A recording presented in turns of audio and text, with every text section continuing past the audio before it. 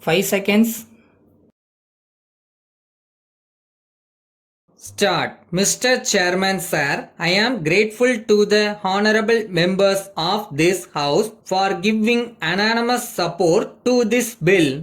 At the outset, I would like to say that this bill has been brought in as a result of the persistent demand from the members of both houses. I am not saying this for the first time. As a matter of fact, when this proposal came up for consideration before me some time back, I noted that it might be quickly done as there was a demand from both the houses in this regard. With regard to the various provisions in the bill, an honorable member wanted a distinction to be made between those who were running this game and those who were participating in it. I may assure him that we have made a distinction. If the honorable member goes through the provisions of the bill, he will find that as far as persons who are running this business are concerned, we have provided for a maximum punishment and also a minimum punishment.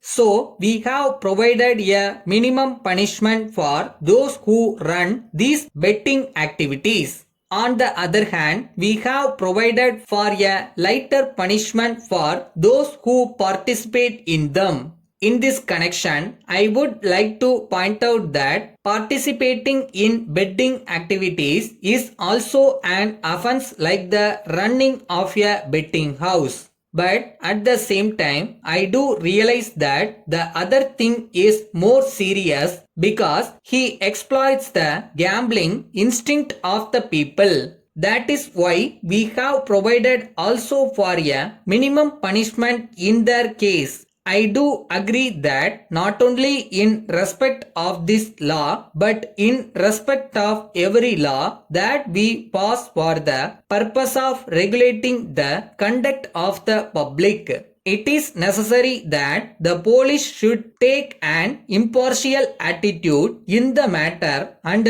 should be strict in enforcing the law. If that is not done, all this may become an instrument of oppression. So far as this point is concerned, we may be happy that our police officers are, after all, our brethren. They will bear in mind what we are saying here and what is happening outside in society also. I have no doubt in my mind that they will enforce this legislation to the best advantage of society. But if there is misuse of this law as any other law for personal gains, then it is the duty of everybody to bring it to the notice of the government.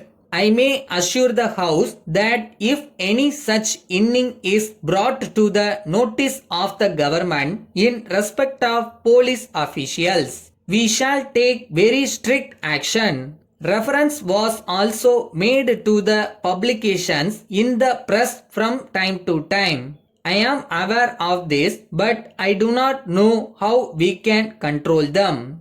As we know, they are a privileged class. I am sure the honorable members will agree with me that any restriction on the publication of news will be regarded as curtailment of the freedom of the press. In view of this, it will not be right on the part of anybody to suggest that we should control the press in any way. I think we have to give them absolute freedom. Let us hope that with the passage of this bill, it will be possible to put down this evil with a strong hand.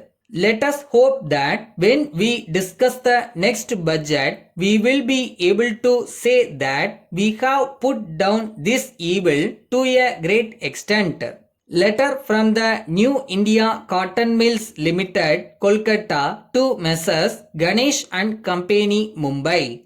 Dear sirs, we draw your kind attention to your order for supply of some goods. With reference to your order, we are very sorry that we have to ask for extension of time in its execution. As you may know, recently there was a strike of the cotton operatives. It affected our business for some time. But we think that you know that we have resumed work and we are making all efforts to fulfill our contracts. But at the same time, we are afraid that in spite of our best efforts, it will not be possible to effect delivery on 1st July as agreed to. But we would like to assure you that we are confident that we will be able to effect the delivery of your goods on 1st August.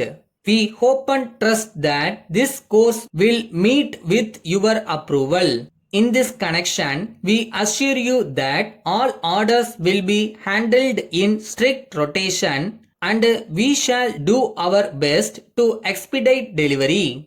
In the light of what we have stated, we hope you will realize that this delay is due to circumstances beyond our control and we shall very much appreciate if you allow this additional time. We are sure there will be no need to ask for a further extension. We tender our apologies for the delay. Yours faithfully.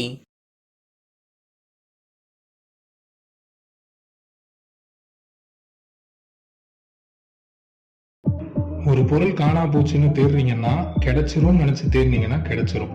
அது அங்கதான் இருக்கு. நம்பிக்கை நமக்கு தான் வேணும்.